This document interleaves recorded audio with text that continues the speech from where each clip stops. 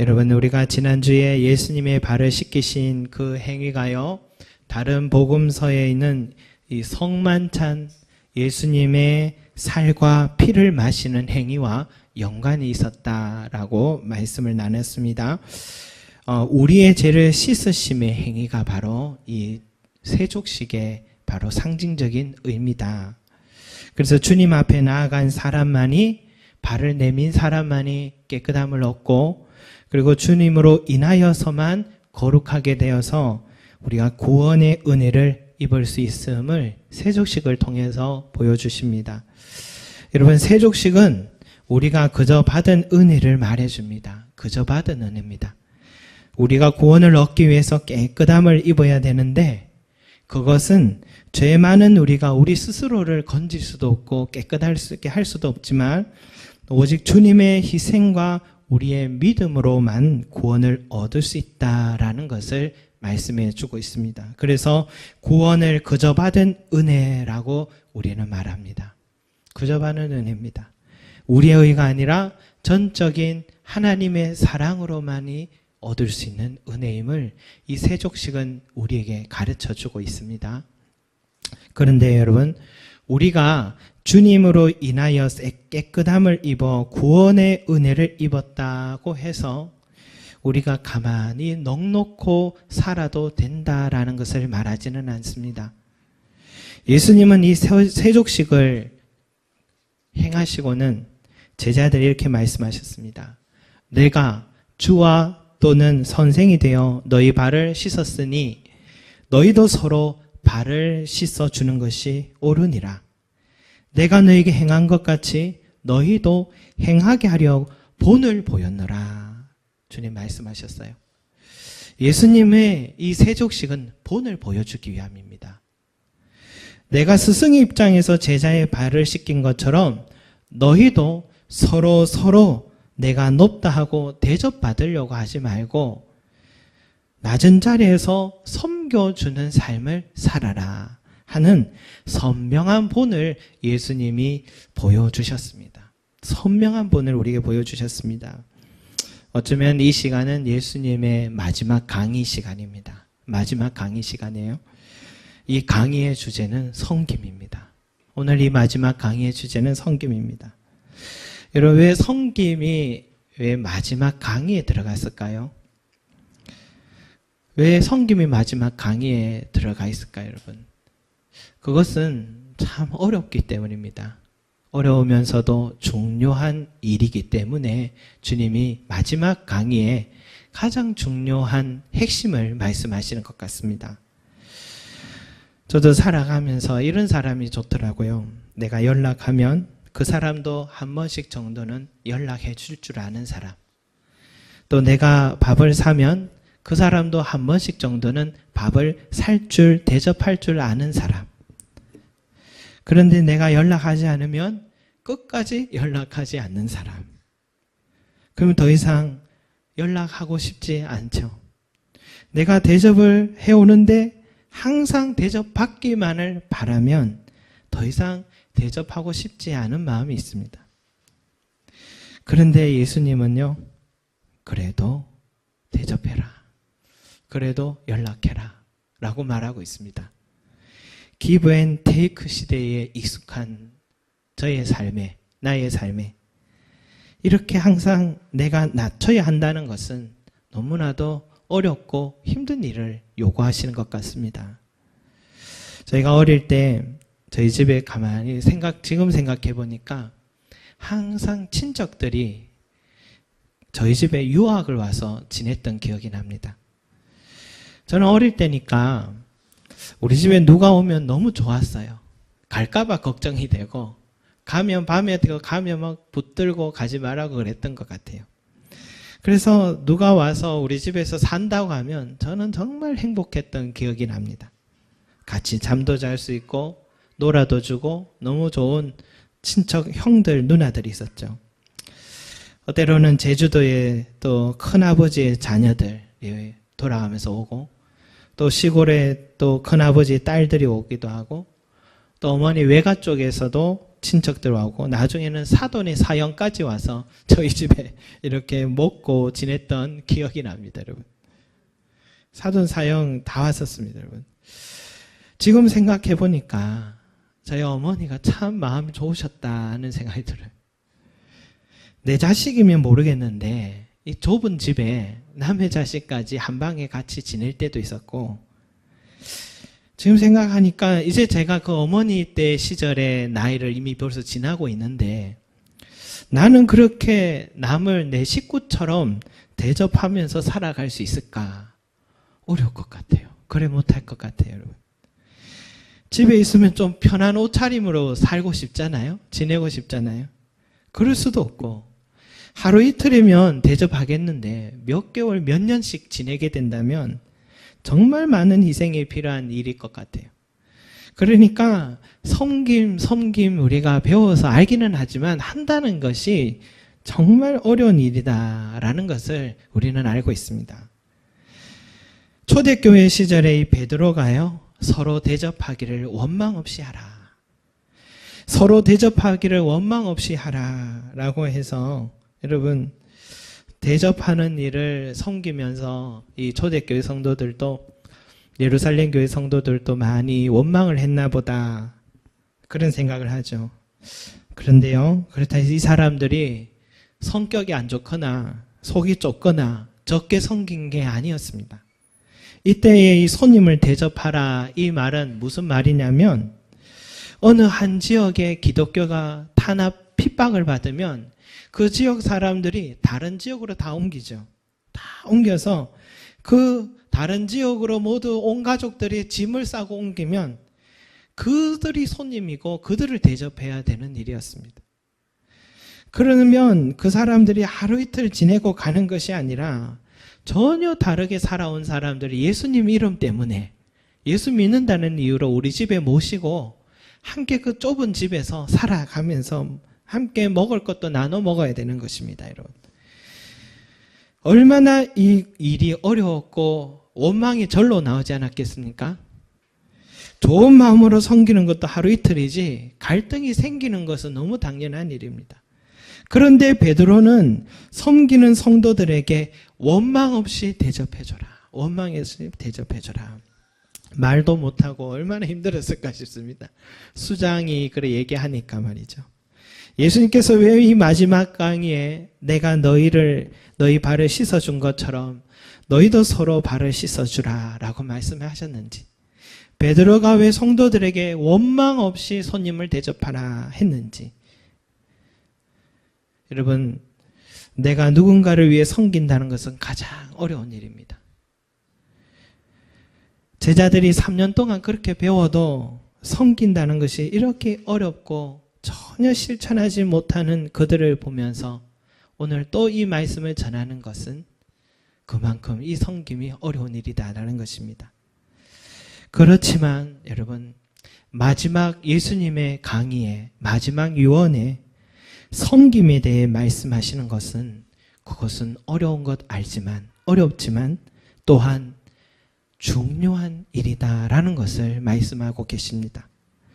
섬기는 사람이 진정한 예수님의 제자라는 것입니다.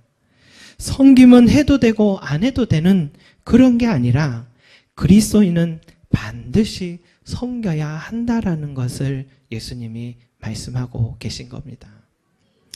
어떤 율법 교사가 예수님께 다가와서 이 질문을 던졌습니다. 예수님, 어떻게 하여야 영생을 얻을 수 있겠습니까? 라고 질문을 던졌더니 예수님이 이런저런, 예수님과 이런저런 이야기를 주고받다가 이런 이야기로 대답을 하십니다. 한 사람이 예루살렘에서 여리고로 내려가다가 강도를 만났는데 강도들이 그 사람의 옷을 벗기고 때렸고 거의 죽은 것 같아 길에 버렸다. 그 길에 한 제사장이 지나가다가 보더니 못 본 채 하고 얼른 예루살렘으로 올라갔고, 또 레위인 한 사람이 또 그 죽어가는 사람을 보고는 못 본 채 하고 예루살렘 교회를 향해 올라갔다. 제사장은 오늘로 말하면 목회자를 말합니다. 레위인은 오늘날로 말하면 집사, 권사, 장로, 평신도를 말합니다. 그들은 지금 교회에 가는 길이었습니다.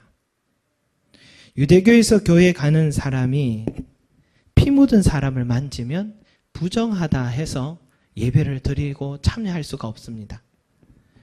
그들은 하나님을 사랑했는지 모르겠지만 이웃은 전혀 돌보지 않았습니다. 그런데 한 사마리아인이 그 길을 지나가다가 죽어가는 그 사람을 보고는 자기가 갖고 있는 기름과 포도주로 그 사람의 상처에 붓고 싸매주고 자기 짐승에 태워 주막까지 태워줬습니다. 그리고 주막 주인에게 데나리온 2를 주면서 이렇게 말합니다. 이 사람을 돌봐주십시오. 비용이 더 들면 내가 돌아올 때에 갚아주겠습니다. 이 이야기를 마치면서 질문자에게 예수님이 이렇게 말하십니다. 누가 강도 만난 자의 이웃이냐? 자비를 베푼 사람입니다. 가서 너도 이와 같이 하라 라고 말씀하셨습니다. 여러분, 당시에 사마리아인들을 유대인들은 지옥에 들어갈 사람이 아니라 지옥의 땔감이라고 말했습니다. 그만큼 천시했습니다. 혈통이 섞여버린 이방인으로 여겼고 천국은 절대 갈 수 없는 사람이라고 여겼습니다. 서로 갈등이 심했고 그 갈등이 지금까지 팔레스틴과 이스라엘의 갈등으로 계속 이어져 오고 있는 겁니다.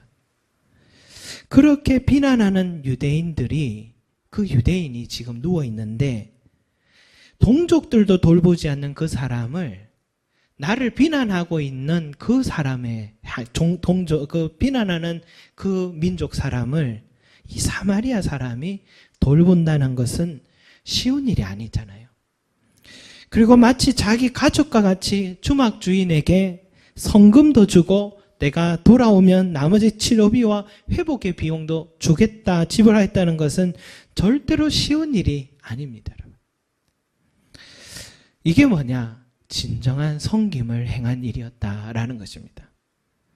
그런데 우리가 이 예수님의 이야기를 쉽게 듣고 지나칠 수가 없는 것은 어떻게 하면 내가 영생을 얻겠느냐 하는 질문에서 나온 이야기였습니다.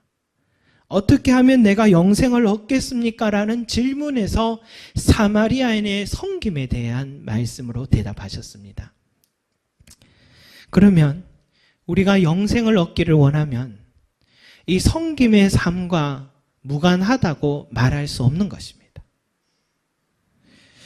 자, 이렇게 보면 제가 행위주의자냐, 행위주의자냐, 이렇게 혹시 이단 아니냐, 오직 믿음으로 구원을 얻는 것인데 꼭 섬기고 행하고 사랑을 실천해야 구원을 얻느냐, 이렇게 질문할 수 있겠습니다, 여러분. 그런데 분명히 성경에 말씀하셨잖아요. 나더러 주여 주여 하는 자마다 다 천국에 들어갈 것이 아니요 다만 하늘에 계신 너희 아버지의 뜻대로 행하는 자라야 들어가리라. 아버지의 하나님의 뜻대로 행하는 자만 영생을 얻습니다. 이것은 주님께서 하신 말씀입니다. 여러분, 예수님의 마지막 강의에서 섬김의 삶을 살아라 라고 말씀하셨고, 예수님의 사역 내내 행함, 섬김의 사랑 실천에 대해서 계속 강조하셨다라는 것을 우리가 외면하면 안 된다는 것입니다. 누구든지 나의 이 말을 듣고 행하는 자는 그 집을 반석 위에 지은 지혜로운 사람 같으니. 야고보도 뭐라 합니까? 너희는 말씀을 행하는 자가 되고 듣기만 하여 자신을 속이는 자가 되지 말라. 또 이런 말도 있습니다. 만일 사람이 믿음이 있노라 하고 행함이 없으면 무슨 유익이 있으려 그 믿음이 능히 자기를 구원하겠느냐. 믿는다 믿는다 자랑은 하면서 섬김의 삶을 살지 않는 그 사람이 그런 믿음이 구원할 수 있겠느냐 반문하고 있습니다. 구원받기 어렵다라는 말이기도 하죠. 야고보는 예수님의 말씀을 정확하게 이해한 사람입니다. 행함이 없으면 그 사람은 믿음이 없는 사람이다. 행함이 없으면 믿음이 없는 사람이기 때문에 그는 구원받는다고 말할 수 없다. 믿음이 있다면 그는 반드시 행한다는 겁니다. 말씀대로 말씀에서 섬기라고 하면 그는 섬기는 삶을 산다라는 것입니다. 섬김 자체가 구원을 받게 하는 건 아닙니다. 왜냐하면 세상에 예수님을 믿지 않고 사랑을 실천하고 섬기는 사람들은 많이 있습니다. 그런데 예수님을 믿는 사람은 섬기는 삶을 살게 되어 있습니다. 만약 섬김의 삶을 살고 있지 않다면 다시 한번 우리의 그 믿음을 점검해 볼 필요가 있습니다. 죽어가는 사람을 보고도 교회 간다고 스쳐 지나가는 제사장과 레위인들의 그 믿음, 섬김의 삶을 산다고 영생을 얻는 것은 아니지만 영생을 얻는 자라면 섬기며 살아가게 돼 있습니다. 여기 송림사동에 우리 무료 급식소가 있는데요. 들여다보니까 저는 공부방인가 싶었습니다. 또 알고 보니까 그곳이 또 교회더라고요. 교회에서 세운 공부방인 줄 알았는데 그 자체가 교회였습니다. 10평 남짓한 작은 건물이 교회요, 공부방이요, 무료 급식소였습니다. 우리가 전에 바자회하고 이것저것 한 번씩 갖다 드린 적이 있는데 그 교회에 나이 지긋한 목사님을 만나서 이야기를 또 듣게 됩니다. 하루에 40명, 50명의 노숙자들이 매일 와서 식사를 하고 갈 때는 점심, 저녁까지 먹을 수 있도록 3끼 이상의 음식을 싸서 드립니다. 그래서 하루에 목사님이 130명분의 식사를 매일 준비하고 계신 겁니다. 그런데 나라에서 지원을 받지 않고 있답니다. 나라의 지원을 받기 시작하면 마치 공무원들이 취조하는 듯이 찾아와서 이렇게 하는 모습들이 너무 보기 좋지 않았고 복잡합니다. 또 전도를 할 수 없기 때문에 이 목사님은 그렇게 나라 지원 받는 것을 거절하고 있습니다. 개별적으로 단체에서나 자원하는 마음을 지원해주는 봉사의 손길에 따라 1년 365일 이 일을 하신다고 하십니다. 우리는 1년에 한번 바자회 하는 것도 힘들다 하는데 이분 앞에 서니까 번데기 앞에 주름 잡는 것 같더라고요. 두 아들이 또 목회자의 길을 걷더라고요. 친구들이 이렇게 말합니다. 우리 아버지가 우리 돈 다 쓰셨다. 내 돈까지 쓰시는 것 같다. 그렇게 친구들에게 얘기한답니다. 지금도 매일매일 지원 없이 섬기니까 늘 빠듯한 거죠. 항상 부족합니다. 그런데 이 사역을 15년 동안 해오셨다고 합니다. 이거 내 힘으로 하는 게 아닙니다. 하나님이 하시는 겁니다. 라고 고백하십니다. 이 목사님이 그렇다 해서 목회를 안 하셨던 분이 아니더라고요.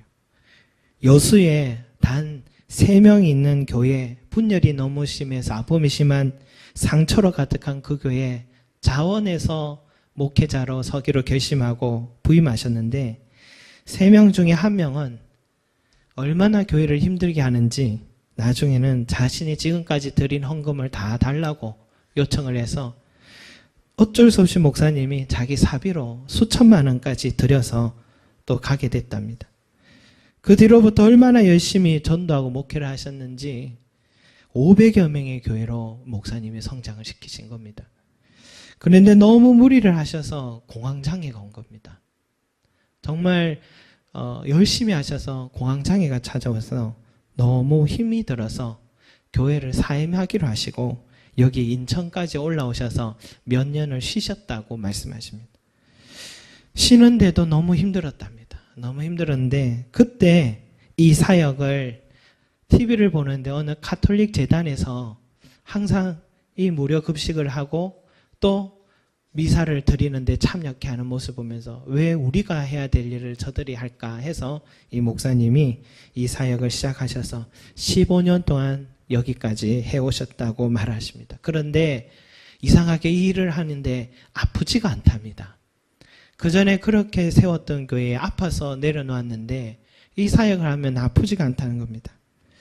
저는 그 이야기를 들으면서 하나님이 이 섬김의 사역을 얼마나 주목하시고 기뻐하시는가.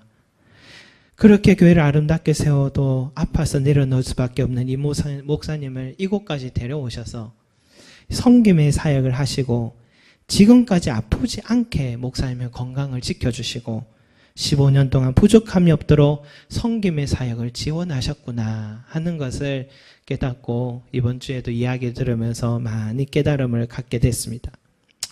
여러분 가끔씩 보면요. 장로, 권사 직분 못 받았다고 마음이 상해서 시험에 들고 또 교회에 못 나오는 경우들이 있잖아요. 집사, 장로, 권사 모두 다 섬김의 자리잖아요. 섬김이 없는 삶을 사는데 그런 명찰 받으면 어디에 쓰겠습니까? 세상도 안 알아주는데요. 그건 오히려 부담이죠.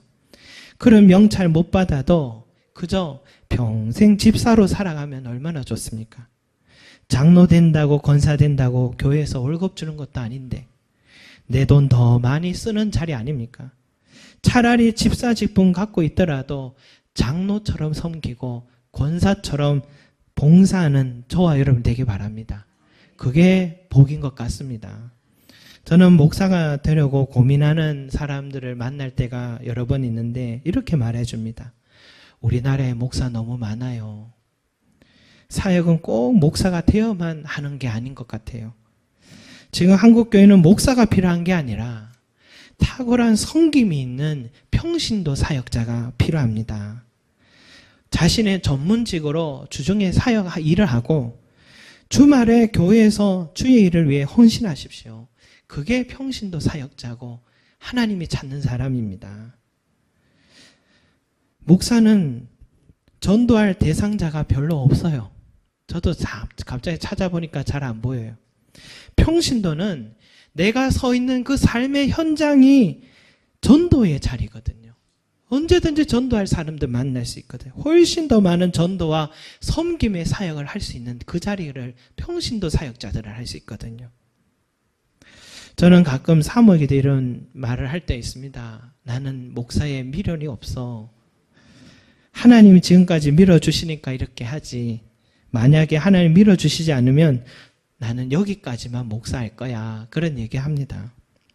목사직 가볍게 봐서 그런 말을 한 게 아니라 하나님의 일을 이제는 힘들다 안 하고 싶어서 그런 말을 한 게 아니라 저는 저에게 있는 달란트가 뭔지를 알아서 오히려 목사님들을 섬겨드리고 교회를 섬겨드리는 일을 하고 싶습니다. 주일학교 제가 은사가 좀 있는 것 같아요. 지금까지 가만히 보니까 주일학교 설교 사역이나 이런 걸 좋아하는 것 같아요. 그럼 제가 평신도면 전도사님 없는 교회에 가서 그곳에서 주일학교 사역을 하고 싶어요. 설교도 하고 싶고 그래요. 그러면 참 행복할 것 같아요.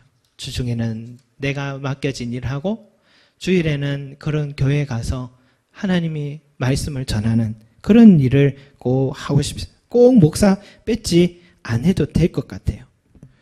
여러분 그렇게 제가 이야기를 하니까 저희 사모가 저에게 하는 말이 당신은 힘쓰는 일 못해요 그러더라고요. 할 수 있는 게 없는가 봅니다. 여러분 중요한 것은요 이 직분이 아닙니다. 직분이 아니고 섬김의 삶을 사느냐 아니냐 이 문제인 것 같아요. 감자탕 교회로 유명한 조연삼 목사님이 그 교회는 항상 구제부가 있습니다. 지금도 우리나라나 해외에 지진이나 또 쓰나미나 재난들이 일어나면 항상 이 교회는 한 수백 명의 구제부가 딱 조끼를 입고 자비로 비행기를 타고 해외까지 갑니다. 자원하는 마음으로 갑니다. 그리고 교회에서 이 엄청난 물류들을 다 포장 박스를 준비하는데 너무나도 철저하게 준비를 잘해왔기 때문에 이들의 구제의 그 구호 물품들이 아주 좋다고 합니다. 그런데 해외에 가면 여러분 TV에 한국 기독교 연합회라는 조끼를 입은 사람들 보면 이 감자탕 교회입니다. 이 교회 성도들입니다. 연합회가 아니라 이 한 교회가 지금 그 일을 하고 있는 거거든요. 그런데 이분이 처음 교회를 개척했을 때 그 한 주의 헌금이 처음 7만 원이 이렇게 들어왔나 봅니다. 그때에 무조건 재정의 30%는 구제에 사용하기로 했습니다. 그래서 월요일이 되면 7만 원의 30%가 2만 1,000원인데 주머니에 2만 1,000원 넣어놓고 길거리로 나갑니다. 길거리로 나가서 길을 가다가 어려운 사람 멈춰서서 주님, 저분입니까? 하나님이 주신 물질을 흘려보내야 할 사람이 저분입니까? 하면서 그때에 감동이 오는 사람에게 그 물질을 흘려보내는 그런 사역을 해오셔서 지금은 아주 많은 일들을 하고 계시는 교회가 됐거든요. 제가 대학원에 다닐 때 우연히 이분의 소문이 있어서 이분의 설교를 우연히 듣게 됐는데 그날 잠언의 설교에 이런 말씀이 있었습니다. 돈은 날개를 달고 날아옵니다. 잠언 말씀이 이거예요. 물질을 허탄한 데 물질을 사용하면 날개를 달고 날아가 버린다는 그런 말씀이었거든요. 그런데 이분은 거꾸로 얘기를 하더라고요. 돈은 날개를 달고 날아옵니다. 돈은 우리가 선한 일을 하려고 하면 돈은 날개를 달고 날아옵니다. 이분이 그래 살아오셨어요. 이분이 30%는 무조건 구제 사역을 하려고 애를 쓰면 항상 그 물질을 하나님께서 계속해서 공급해서 보내주시니까 뭐 전혀 예기치 않은 해외에서까지 달러가 막 날아오기도 하고 돈은 선한 일을 우리가 하려고 하면 날개를 달고 날아온다는 이 영적인 원리를 말씀하셔서 제가 아직도 그 말씀이 기억이 납니다, 여러분. 그래서 저는 그 말씀을 듣고 저도 교회를 세우면 꼭 이웃을 돕는 일을 해야겠다. 교회나 먼저 자립하십시오 이런 말도 듣긴 하는데 그래도 그 일을 해야겠다 하는 생각을 품고 하려고는 애는 씁니다, 여러분. 여러분, 우리 한 사람 한 사람이 섬김의 삶을 살아가는 저와 여러분이 되기 바랍니다. 내가 손해볼 것 같아 움켜쥐고 그렇게 있으면 받지도 못할 저 사람이 내가 주면 내가 가진 것이 자꾸 줄어들 것 같아서 마음이 졸여지잖아요. 그러나 하나님이 만드신 이 세계의 영적인 원리는 그렇지 않습니다. 잠언 26장 21절 22절에 이런 말씀이 있어요. 내 원수가 배고파 하거든 음식을 먹이고 목말라 하거든 물을 마시게 하라. 여호와께서 내게 갚아주시리라. 주라 그리하면 너에게 주실 것이니 곧 후이되어 누르고 흔들어 넘치도록 하여 너희에게 안겨주리라. 너희가 헤아리는 그 헤아림으로 너희도 헤아림을 도로 받을 것입니다. 여러분, 성경을 가만히 돌아보니까요, 아브라함이 조카 롯에게 뭐라 합니까? 서로 갈등이 일어날 것 같으니까 네가 우하면 내가 좌하고 네가 좌하면 내가 우하리라 하면서 우선 그 좋은 선택권을 어린 조카에게 먼저 줬습니다. 여러분, 이게 성김입니다. 이삭은요, 그렇게 힘들게 우물을 파놓으면 또 저기 다른 민족 사람들이 탐이 나서 그걸 빼앗으려 하면 또 양보하고 안 싸우려고 양보하고 또 다른 곳에 또 우물을 파면 또 찾아와서 또 빼앗으려면 또 그냥 줘버리고 이런 일을 몇 번이나 이삭을 하는데도 하나님은 이삭에게 100배의 축복을 그렇게 주셨다고 말씀하고 있습니다. 여러분, 요셉도 어떻게 뭐라 합니까? 용서할 수 없는 그 형들을 하나님의 뜻 안에서 다시 이해하고 형들을 섬겨주는 그런 마음. 이게 성김입니다. 룻이란 여인도 갈 곳 없고 힘도 없고 이제 아무것도 할 수 없는 시어머니 나오미가 불쌍해서 그 어머니를 위해서 자기의 젊음을 다 포기했는데 그런데 하나님이 그녀의 삶을 예수님의 족보에 올려주셨잖아요. 다윗도 자신도 지금 도망자 신세라서 지금 위험한데 한 400명이나 되는 억울한 자, 빚진 자, 환난당한 자들이 쫓아와서 우리 걷어돌라 하니까 어쩔 수 없이 그들을 또 품에 끌어안아 줬잖아요.